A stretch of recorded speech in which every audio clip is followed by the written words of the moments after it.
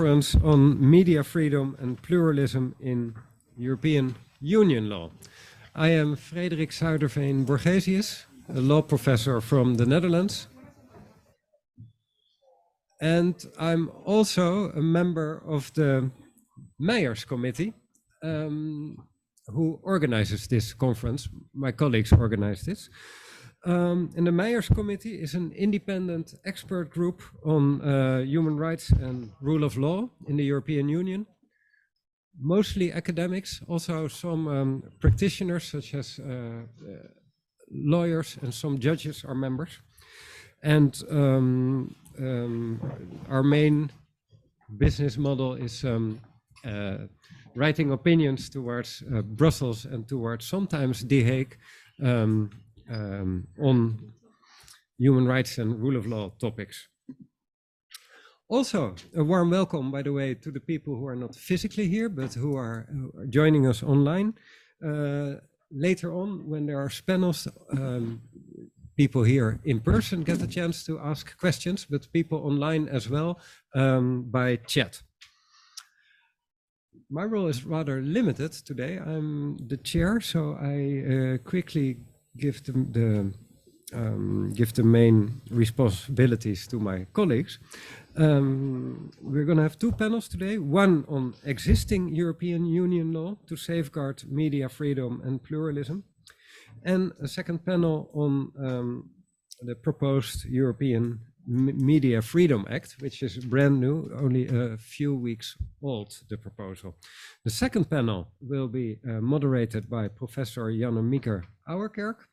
And the first panel, he's sitting there, is moderated by Dr. Maarten den Heijer on, as I said, existing EU law to safeguard media freedom and pluralism. And hereby I give the floor to my colleague, Maarten den Heijer.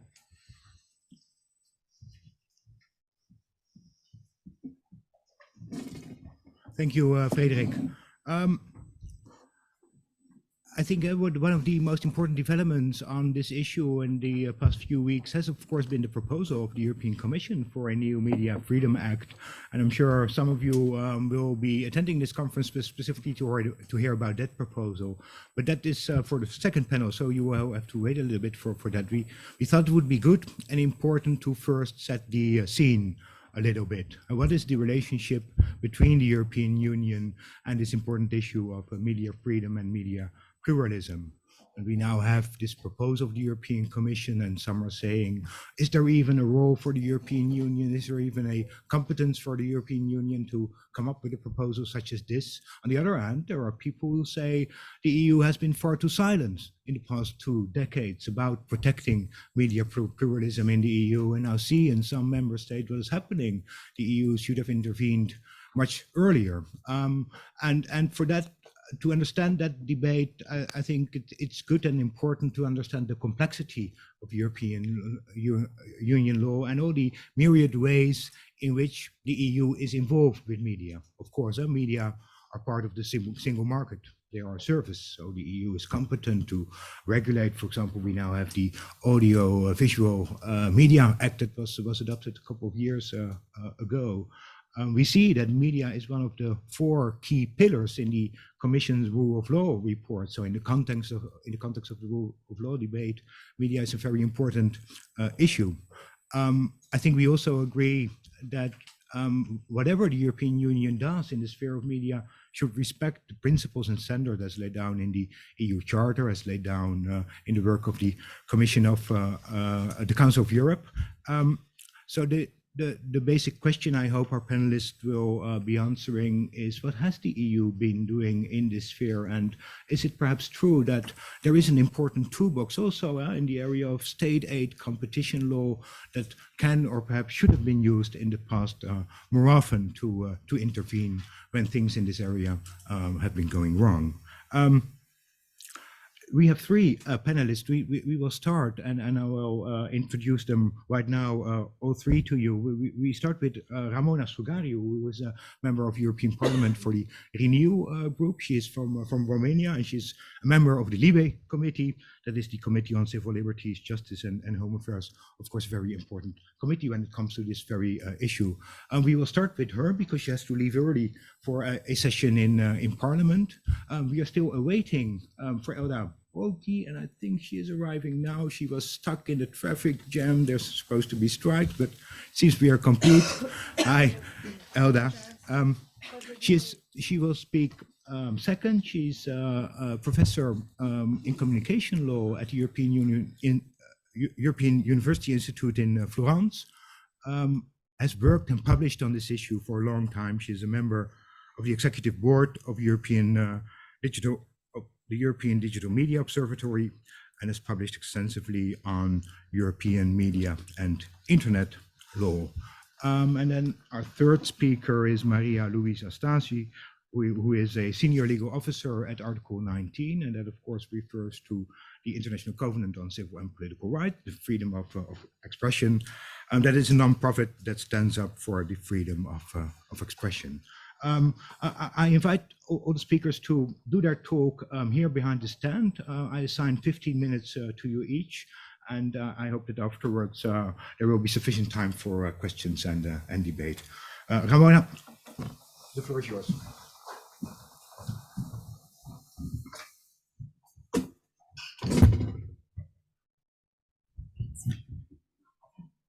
Good afternoon, and thank you so much for the invitation. I'm really happy and honored to be here. I'm coming from the European Parliament, where we've commemorated 5 years from the death of Daphne Caruana Galizia.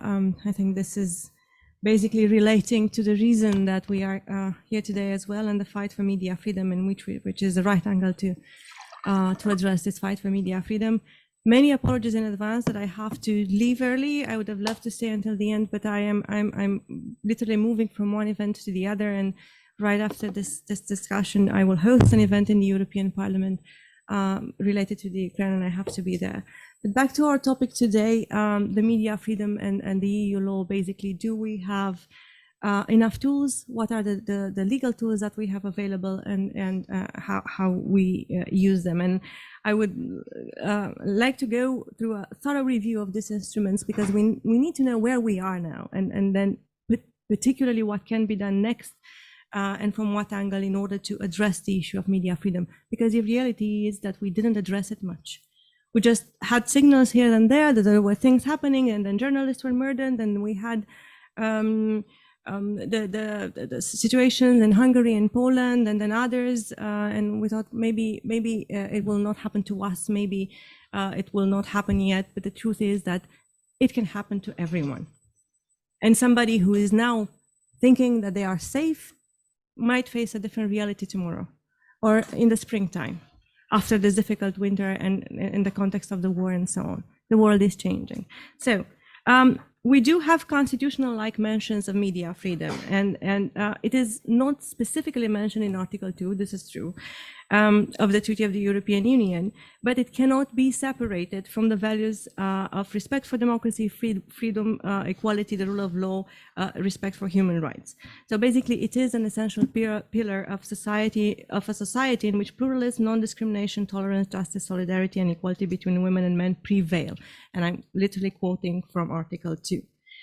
Then, while not mentioned specifically in the treaties, the freedom and pluralism of media are mentioned in Article 11 of the Charter of Fundamental Rights, as you all well know. What does it mean? It means basically that the EU has a solid constitutional-like duty to uphold media freedom and media pluralism, and has a duty of finding the right angle to legislate in order to protect the fundamental freedom of information and freedom of expression. This is basically what we have to do.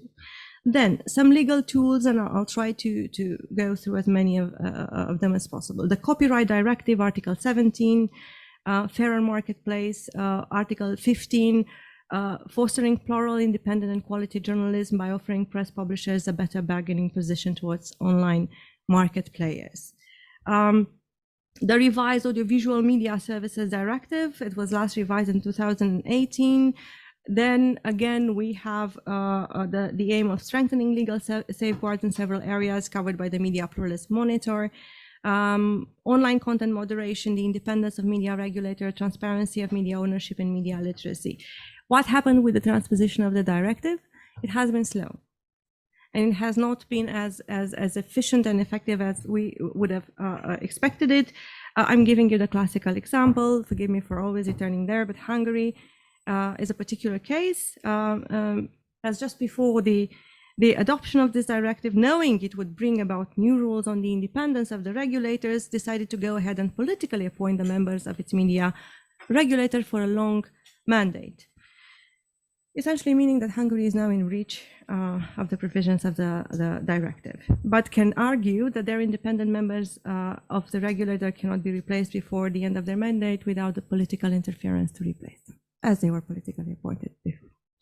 The DSA, which aims to improve the mechanisms for the removal of illegal content and the effective protection of users' fundamental rights online, including freedom of speech. I'm not going to go into much detail because I'm pretty sure that everybody here knows it. There was a long political discussion about it, but basically it aims to safeguard competition and consumer choice online.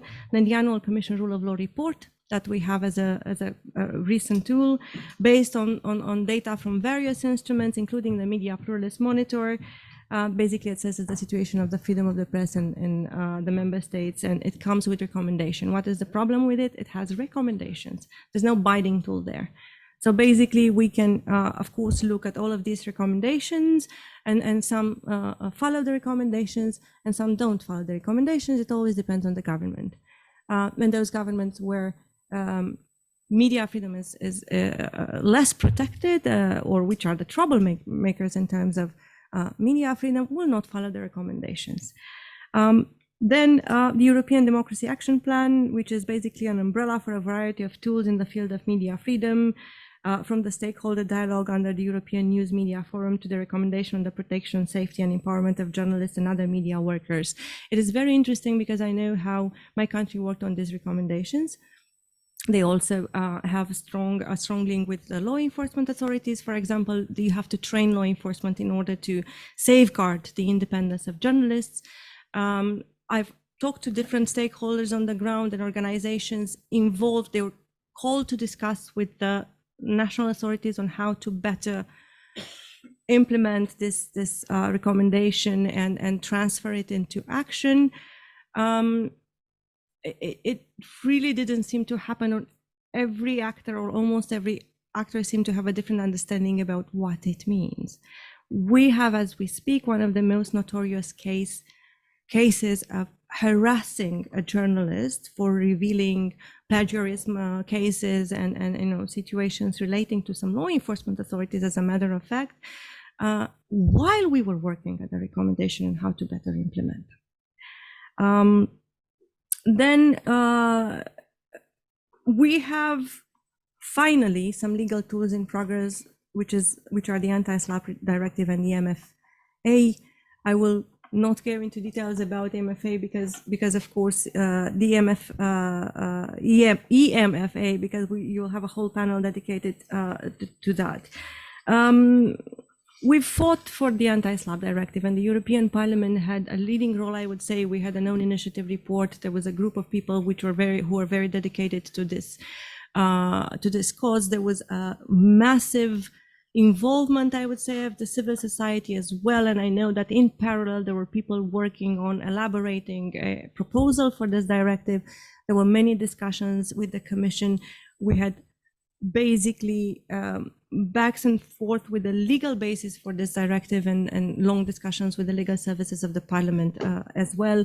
We ended up in a situation where the cross-border dimension is addressed, but the reality is that the national level remains mostly untouched. I mean, we have some provisions and again recommendations and so on, but there's not much that we can do at national level about SLAPPs. I mean, we'll see what comes out of the negotiations ongoing, but the argument that we had on the table while we were preparing basically the piece of legislation was that there's no legal basis to address the national dimension of SLAPPs, which is devastating. And we don't have it only in one country or two countries. I've been, part of these juries and competitions for the famous bullies and slap issuers of the year and so on. It is amazing what's in there, the amount involved, the harassment involved, the effect upon all of those lives. I'm not speaking only about journalists, I'm also speaking about activists, which are basically guarding what we call democracy and what should be guarded properly. And we're not providing enough instruments for this type of guardianship. This is the truth. Finally, the European Media Freedom Act, 4 pillars, safeguarding the independent provision of media services in the internal market, enhancing regulatory cooperation and convergence, ensuring a well-functioning market for media services, ensuring transparent and fair allocation of economic resources. A few comments that I have on these tools. Most of them are either looking at media only from a market point of view, or are mostly dependent on national governments for their implementation. Like I was mentioning it before, given the results of the Media Pluralism Monitor and of the World Press Freedom Index and other tools monitoring the freedom of the press, the overall situation of media freedom in the EU is declining, and not only in the Union, but outside the Union as well. Daphne Caruana Galizia was the first journalist to be murdered, in the European Union and trigger that response and the reaction that we had. But then we had Jan Kuciak, then we had Georgios Karaivas, and to me, continuing to have such cases is clear that we're not doing enough. We will not be able to prevent it 100%, but we're definitely not doing enough to protect journalists. Then the market approach is necessary, no doubt about that, especially given the competence constraints. But legislating in the media sector must also take into consideration the impact on fundamental rights, rule of law, and democracy. And this is a key component that needs to be included in any discussion and any negotiation about media freedom and the freedom of speech in general. Market distortions, yes, we are confronted with them, either through large market ownership concentration or through disproportionate allocations of state aid distributed to media outlets that are friendly to the government, and we must act upon them. And here I do hear the arguments that this is mostly happening in some parts of Europe, but then again, think about the times that we are going through, and think about the fact that the balance that we're counting right now on with certain governments and a certain accumulation of power can change, and it's not that difficult to change, and we might find ourselves, any of us, in this kind of a situation. Now, is it a good idea to have legislation in place to address it? Nevertheless, hoping for the better and the right balance for democracy and the freedom of speech? Yes, it is. Because then, if it happens and you have no instruments, by the time you arrive in the situation of actually having those instruments, many things can happen.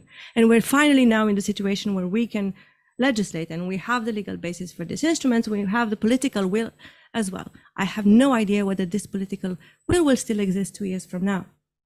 And I would not want to see the Media Freedom Act closed under the Hungarian presidency of the Council, for example. So we need to speed up things a bit.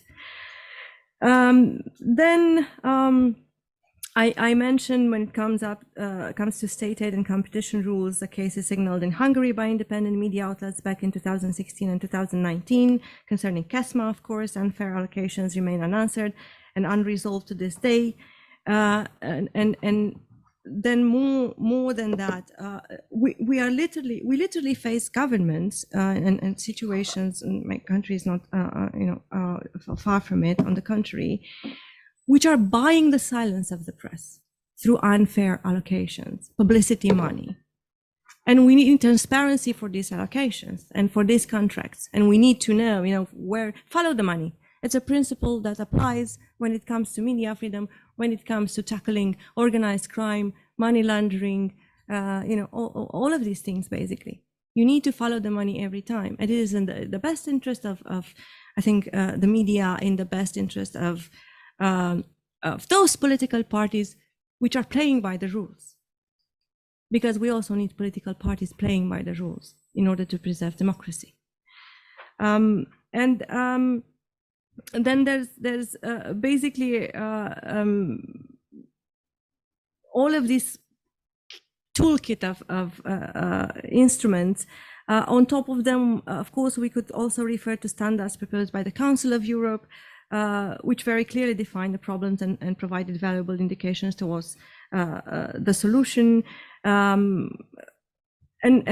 first and foremost, I would think we need to stay focused, and more of us need to give priority to these issues. And I would like to close by just saying that attending this Malta, the commemoration of Daphne Caruana Galizia, there were organizations from the publishers, from journalists and civil society at this event, and it was thanks to them that some things changed. That the government fell to some point. There were changes. Those antibodies of each society, of each democracy. A handful of people there in the room, and they were saying after the event, we felt so lonely back then.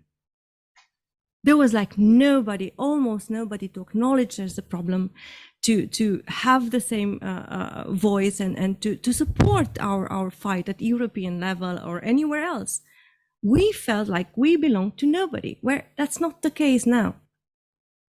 We have groups, we have intergroups, we have legislative proposals, we have this whole umbrella protecting and preserving media freedom. There is some political will, and I think we should fully take advantage of that, because now it is the momentum to build on it for better times and for worse times, if they come. But we need to be equipped. And I'm pleading for a joint cult libe ownership and co-leadership of the EMFA, because I think that it's important to have that perspective of freedoms and fundamental rights and everything deriving from the Democracy Action Plan reflected in this piece of legislation. And I'm looking forward to that. Thank you so much.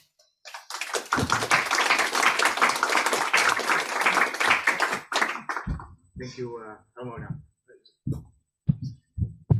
Thank you very much for giving us an insight in your position and what the European Parliament has been doing. When I did some research on this issue, I found it quite surprising that the European Parliament has been very active. Even in the 1990s, there were already resolutions from the European Parliament calling for more vigilant and action. So I think the European Parliament is doing a good work, and I wish you all the best and wisdom in the negotiations on the Media Freedom Act. Thank you very much. I suggest we move on with Elda Brogi.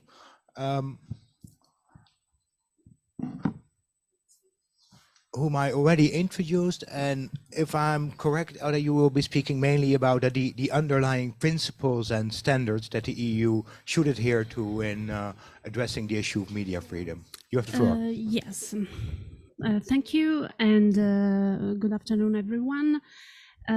First of all, I would like to start, let's say, with a positive note, because after so many years, we have now, let's say, a strong and solid debate on media pluralism and media freedom in Europe, and we have a draft act to discuss.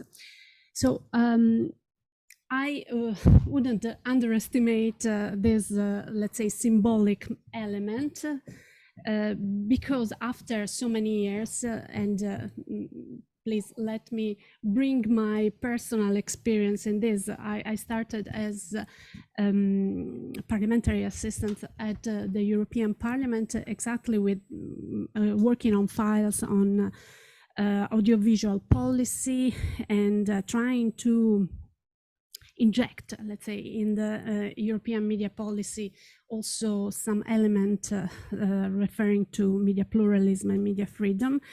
And from 20 years ago, okay, I think that something has moved forward, and I mean, thanks to the Parliament, as was said before, the Parliament started to highlight what were the problems at national level. Thanks to the debate, thanks to the actions of the Commission at the end of the 90s, at the beginning of the millennium. and starting with the study on the indicators on media plurality, on media pluralism, the independent study run by Peggy Valke and other universities, to the implementation then to the high-level group on media pluralism and the implementation of the Media Pluralism Monitor. And I think that the Media Pluralism Monitor, to some extent, was a way to raise awareness on the issue, on the topic, but also on the positive side, to make evident that there is a common soil, let's say, there is a common ground across Europe of principles and standards that come from the European Union, but come from the Council of Europe, come from our national constitutional traditions, and therefore we have to work on these common values, common standards, in order to make the audiovisual, the media system more plural, and consider this a very core principle of the European legislation, and to work for a common understanding of media plurality.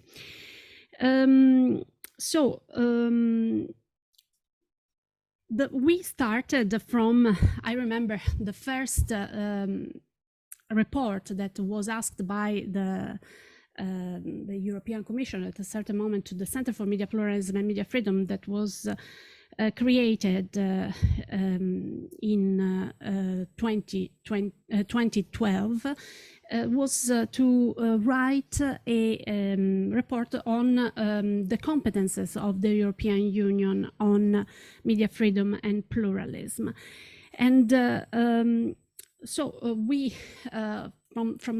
starting from some years ago, then we started stressing how there are, let's say, scattered competences in the treaties to support and to guarantee, to try to foster media pluralism in the European Union, even if, of course, these competences are not explicitly conferred in order to deal with the media plurality itself.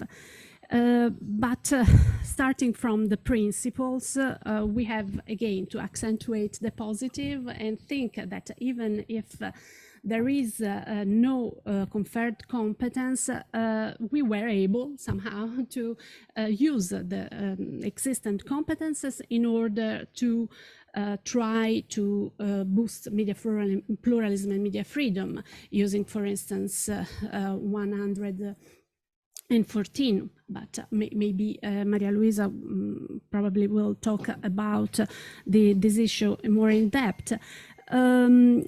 We have in the treaties Article 11 of the Charter of Fundamental Rights that indeed doesn't provide a competence, a specific competence for the European Union to deal with media pluralism, but mentions it as, in paragraph 2, the freedom and pluralism of the media shall be respected. So it's clear that the Charter for Fundamental Rights of the European Union clearly states that this doesn't constitute a competence, but says also that the charter, the principles of the charter can be used in order to interpret the European law and in order to conform the interpretation of the European law to those principles, and is binding on the member states only when they are implementing the European Union law.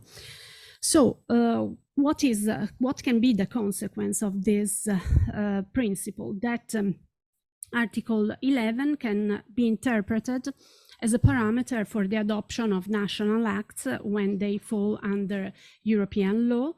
For instance, in case of national measures implementing a European directive, as well as in case of measures which hinder or restrict the fundamental economic freedoms guaranteed by the treaties. This can be implemented, for instance, can be reviewed by the European Court of Justice, that in any case has always worked with a sort of self-restraints in this regard. The court could be called upon to assess the compatibility with the European law of the discipline dictated by the national legislator to protect pluralism of information. And this is what happened in the case Vivendi Mediaset, where the Court of Justice declared that the provision of the Italian law that was dealing with was setting some thresholds in order to boost, to ensure media pluralism in the market of the system of integrated communications, as it is in Italian. This rule prevented Vivendi, a French company that you all know, to have an additional control and a significant participation in the capital of Mediaset. So the Court of Justice has always recognized that an objective or general interest, such as the protection of freedom and pluralism of information, can justify the imposition of limits on freedom of establishment. However, in the present case, it found the contested provision not suitable for achieving this objective, as it sets thresholds which, by not allowing the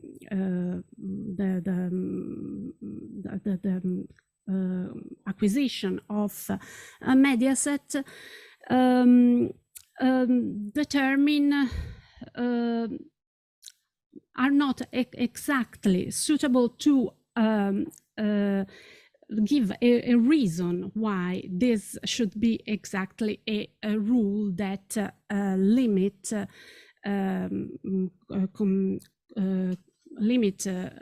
concentration and fosters media pluralism. So the rule itself was not reasonable enough, let's say, and so the Court of Justice declared that this law was against the European law. What does it mean? This probably in the long run that there is room for the European Union or to set some standards in order, some reasonable standards in order to understand what media pluralism is, and a way somehow to make media pluralism more actionable. On another note, as was just mentioned by Ramona Strugariu, there are many other competences that can be recalled when dealing with media pluralism at European level. I will avoid to mention what was already written in many reports and academic articles about the fact that somehow we can see media pluralism as protected as a sort of, let's say, byproduct of other competences when dealing with Article 167 of the treaty, dealing with cooperation about culture, and of course somehow a reference to Article 21.4 of the merger regulation. The fact that PSM, the annex to the Treaty of Amsterdam of 1997 refers to the fact that somehow the system of funding of PSM is must be compliant with the rules on state aid is constant, is I mean somehow a way to include it in the broader vision of the internal market. And then there is the big basket of 114. Again, I wouldn't underestimate the potential of this legal basis, and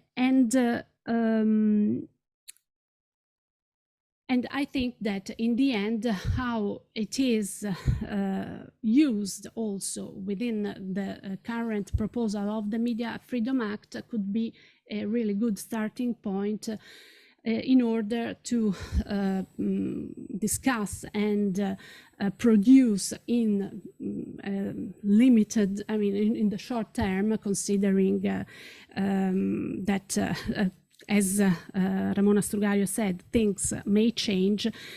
It's a good way to, again, thinking of common rules in order to avoid that the problems that now are of a few now can be problems that are more spread in across Europe. I would stop here for the time being, and I thank you all very much.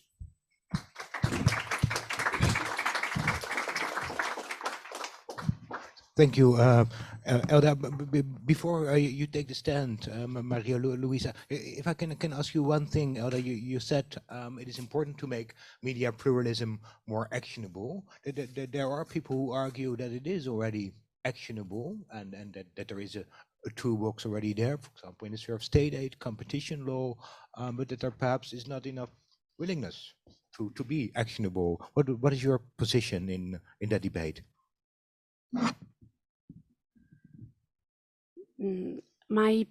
Yes, actually I also read your paper, the paper that was enclosed with the sorry, there is no button. It's working, okay. And I think that yes, probably we share the same position on that. You stress that probably there is no will, of course, and in this regard, I ask for the support of Maria Luisa, who is the expert when it comes to state aid. Probably there was not the legal basis in this, the real the thresholds that can activate this kind of intervention by the European, I mean, meaning if we think, for instance, of cases like in Hungary, or there was no mean to to make it actionable by the European Union.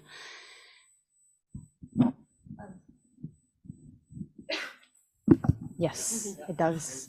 That's That's not an easy question, and it's actually one of the final comments I had planned. So I'm happy that we're starting from the end, and then we can get to the beginning of my intervention eventually. I do believe that there are two ways possibly to look at that. One is media freedom per se was not, or has not been, the main goal of a number of instruments. But as the two of you already mentioned, there are out there some rules today that could have been used, and possibly they have been used or they have been misused in order, they could have had an impact on media freedom. I think one of the major problems is exactly this, that there is a gray area or a gap. If we want to be a little bit more precise, it might be a gap. And this gap could have been eventually filled by a number of instruments, but because there was not this vision or this priority setting, the fact that media freedom or media plurality or media independence, which I think they reinforce each other, and it's pretty artificial to talk about one without considering the others. It was not given the legitimacy and the dignity of a goal per se, and having a specific regulatory framework or a specific priority setting. And this is the gap that we need to try to fill. But I've been also told not to talk about the Media Freedom Act, so I'm gonna stop here. Yeah, and please take the stand to explain your position in more detail to us, Maria Luisa. You have the floor. Thank you. My task is easier now because Elda and Ramona, sorry. Usually when it's about MPs, you go by the surname, so that's why.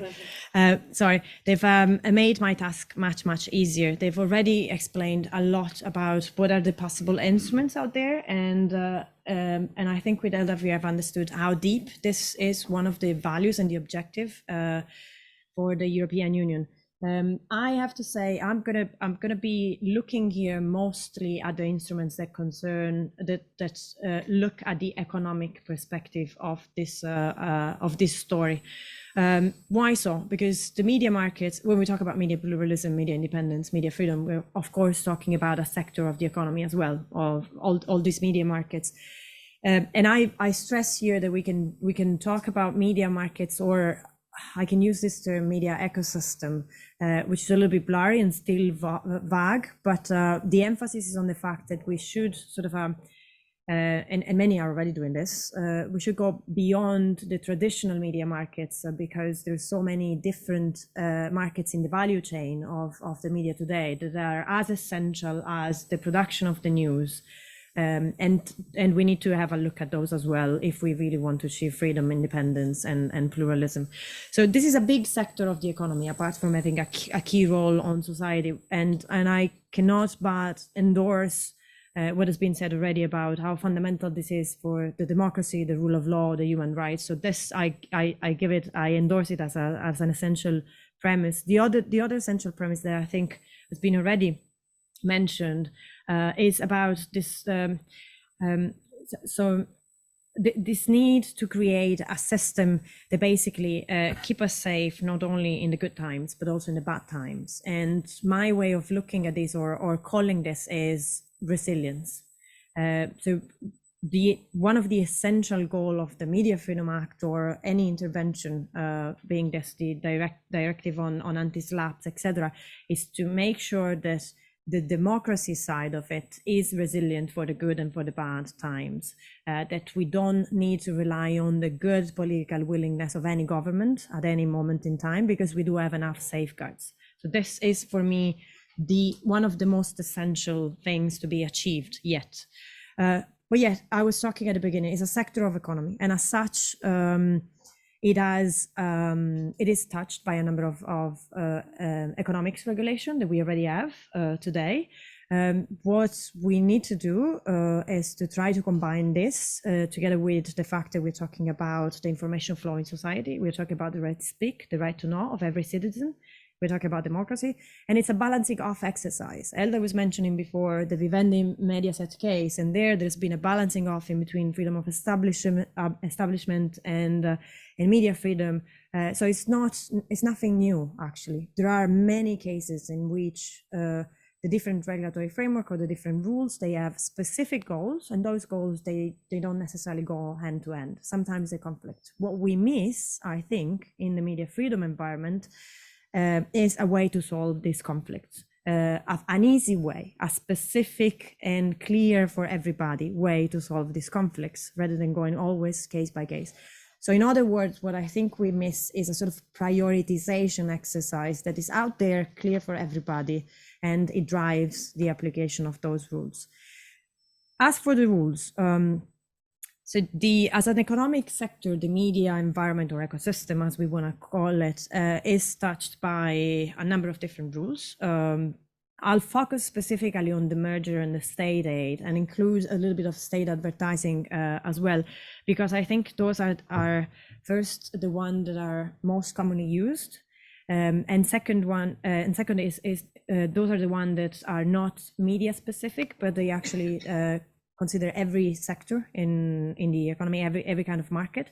So this horizontality, I think, is important because it links with the fact that we don't need to operate in silos. We need to look at the big picture.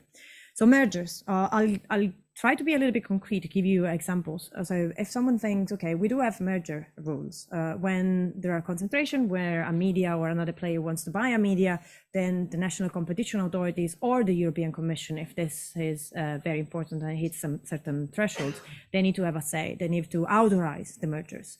And this is a system that is well established. So how comes that we have a lot of concentration in media markets, and how come that we're worried about excessive concentration in media markets? Excessive concentration, of course, it has a huge impact on media plurality, internal and external plurality, but here we're focusing especially on the external plurality. So how many voices are there, how many sources are there? So if we do have merger rules, and merger rules objective is to avoid this, why we're still facing this problem? Well, the merger rules, the specificity is that they don't look specifically for the impact on media plurality or pluralism. The goal of the merger rules is to avoid that competition is significantly lessened in the market, which is a different lens. It's a different objective. They can have a lot of overlaps, the media plurality and this significant lessening of competition, but they're not necessarily the same. And especially it's a cultural issue as well.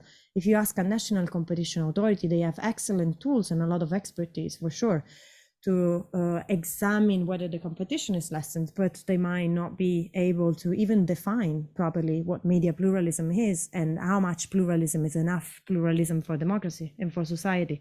So there is a different expertise, which is formally derives from the different goal that they were supposed to achieve. And I come back to what I said before. Maybe the problem is we should stop thinking in silos. We should stop thinking about we either go for this or we go for that. And we should just try to figure out how those different frameworks can be applied, creating synergies and trying to achieve more than one goal per time. And although I've been asked not to talk about the Media Freedom Act, I have to say that this might be one of the possibilities that we get with this regulatory framework, because essentially, the first step is for these different authorities to talk to each other, to cooperate, to try to achieve a common language, to sort of figure out if their respective goals can be complementary or can be achieved together, rather than just issuing conflicting decisions because everybody is in his own little garden and not looking at the rest. So my call would be for a holistic assessment. And how do you achieve the holistic assessment? You get the different regulators and the different players to talk to each other, to cooperate as much as possible. So the mergers, what do we have, if we look at what we have now in the European Union, is that in the different member states, they have different systems when it comes to media mergers specifically. Some member states, they have lower thresholds for the notification. So while if you, for example, want to buy whatever other business, you need to have X as a threshold before you go to the National Competition Authority and ask for permission. In the media sector, you need to have X minus 10, and then it's already relevant and you need to ask for an assessment. But it's just 5 member states that they have this. The majority of member states, what they actually have is that the government, the ministry, can intervene in these decisions. and sometimes, so this is about 14 member states in Europe. They have this sort of rules, but they're very different because sometimes it's the government, sometimes it intervenes before the competition authority has had a say, sometimes it intervenes after, sometimes it intervenes together with the media authority. What seems to be common is that they can actually block the merger if they want, or they can also decide that it goes ahead, even if it creates competition problems, but not necessarily for media plurality issues. Sometimes, yes, few times, but the majority of time, the wording is a public interest test. Now, public interest can be definitely media freedom and pluralism, but can also be something else, something completely different. So this is not a guarantee, it's not enough possibly for what we're trying to achieve. In other member states, there is a separate assessment. So you have the competition authority and the media authority, and they talk to each other. But usually the media authority has an advisory role. So it can come in, it can be called to issue an opinion, but then if the competition authority doesn't want to follow, that's it, end of the story. It's better than nothing, yes. But again, the wonder is this enough or do we need something else? And I'm talking again about the status quo, what is out there. So yeah, I would say also on top of all this, the two elements are, again, what I said before, who gets the priority if there is a conflict. As things stand, usually it's a competition assessment that takes the priority, the competition goal that takes the priority over the media pluralism goal. And we might wonder if this is what we want for the future. The second point is, all this is on paper, but in the enforcement, we've seen so many cases where the national competition authorities, they have either simply forgot to check if the acquirer was already, in a dominant position in a media market, or they have considered that because it was a donation rather than an acquisition, then that wouldn't have any problem or any impact. So, one thing is how you shape the rules, and the other thing is how you implement the rules properly. And I think we're lacking both at the moment. And there is a state aid, which is the other specific set of rules that could be used. So just to make sure that we are all on the same level here. So state aid means basically that if the state wants to help the media, and they can and should, because sustainability of the media and diversity in the media environment is a public objective. So the Council of Europe standards that Elda was mentioning, and international standards on media plurality and media freedom and independence, they encourage the state to create the condition for this plurality to flourish. So if this is not economically self-sustainable, it's good that the state can actually support those media with certain conditions though. So in Europe, if the state intervenes in an economic sector, if it gives money to certain actors, it can do that. First of all, it needs to be transparent, non-discriminatory, and it needs to have a public objective. So there are boundaries, big boundaries, but they're clear out there. Those are, again, horizontal. It's not about the media market, it's about every market. And the problem is the state is not allowed to distort competition by favoring specific actors at the expenses of others. So this is the main, I'm oversimplifying here, but this is the main premise that we have. So can we use this for the media? Yes, sure. And it has been used a lot. Has this been sufficient? Well, once again, if we look at what we have out there, so the fact that the state gives money to media companies or media actors can have a huge impact on pluralism, internal pluralism and external pluralism. Internal, because of capture. So if you're a newspaper and I give you money, it's the easiest way to silence you, as it was mentioned before. But also external pluralism. If you're struggling to survive, you're a media outlet, you're struggling to survive and I don't help you, then you're going to be forced out of the market. And then in the market, there will be less and less voices in any case. So it has a lot of impact. And basically 21 out of 27 member states, they do have public subsidies, direct subsidies. So the state gives directly money, transparently, and with those objectives clear in mind. And if the recipient uses the money for other things, in theory is illegal, so it should be retrieved, the money. They also have indirect funding, so tax discounts and all this sort of beneficial measures. So it's very, very common. Has this worked? Has this impeded capture, or do we have a gap as well there? Well, the Media Pluralism Monitor is a very good instrument in that. It's one of the few sources of information that we have available. There is, what I can say, if you look at the data, is that there is no clear way to avoid the misuse. And although there is transparency, sometimes it's not perceived as enough transparency.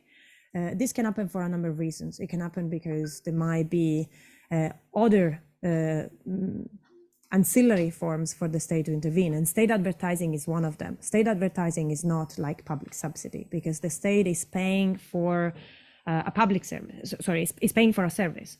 So they want to run a public information campaign against, I don't know, COVID or health issues. And this is good. It's the state that tries to educate its own citizens or communicate fundamental information. So how do you do that? You run a campaign on the newspapers, and you're asking for a service. So you give the payment for the service, you give the money. But the point is, how much do you give and how this is used? And is this allocated to this newspaper rather than the other one in a fair way? Or is just about discriminating and trying to make certain amicable and favorable media flourish, and others that might be very critical, struggling? So state advertising is one of those things, and there's so many different parameters about the state advertising and how it is implemented now in the different member states. Some, for example, some states have specific rules for all form of state advertising. For state advertising on all kind of media. Others are just for the press media, but nothing for the broadcasting or online media. Some have threshold for the application of the rules. So if you give like less than €5,000, apologies, €5,000, then you're okay. If you give more, then you need to declare what are the criteria and why you have chosen this media rather than another one. Well, this sort of thresholds without any circumvention clause are a little bit problematic, because a state or a local authority can decide that rather than giving 30,000 all at once, can give 5,000 many times, and then it can escape the regulation. There is also with the entity subject to the addition to these rules. So it's only the central government, also the local authority is also a public-owned company. A number of states, they don't have rules if it's a public-owned company, because they consider it as an economic actor. But of course, it's a completely different story there. So there's so many problems as well in these rules. The last set of rules that we might say we already have it, we don't need anything else, is there are other competition rules. I've spoken about Meijers, but actually we do have the traditional competition rules about abuses of dominant position. And once again, I would just encourage all of us to look at the broad media ecosystem. So not only production, but also distribution of the news, for example. There you have dominant players. You have very large online platforms, in the wording of, yes, I'm there, of the DSA, or gatekeepers in the wording of the DMA. And it's like, so we could potentially use competition to fix those problems, and especially in a number of ancillary markets, online advertising, or how the data are used, the role of the data in all this, the Digital Single Market Directive, so the copyright issues. Competition authorities have done some, but once again, their aim was not to protect media pluralism, was not to protect media independence, was something else, was to avoid that a dominant player would abuse his economic power on a specific market. And this is a different narrative, it's a different public goal. So to conclude, yes, we do have a number of instruments, economic regulation, etc., that could have been used and have been used in media markets. They could have potentially an impact on pluralism, independence, and freedom, but there are so many different elements that must be considered in this picture that have not been considered, because that was not in their scope, that was not their goal, that was not their priority, and now we need to change this. And I think the Media Freedom Act should be, an essential point of this. But again, we'll discuss it later. Thanks.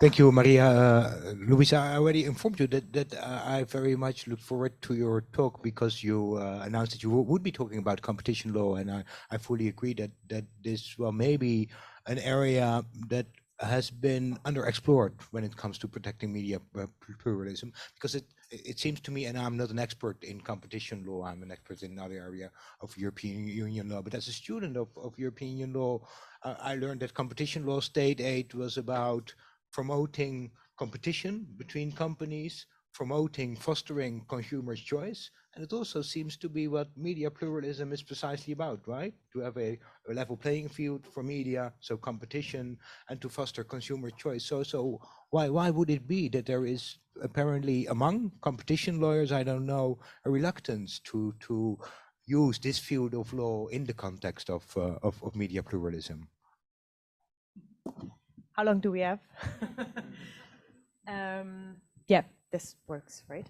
There is, I have to say, I've seen this reluctance not only when it comes to media freedom. I've seen this when it comes to a number of other fundamental rights that we would like, or a number of other policy objectives that we would like to see achieved in society, in our societies.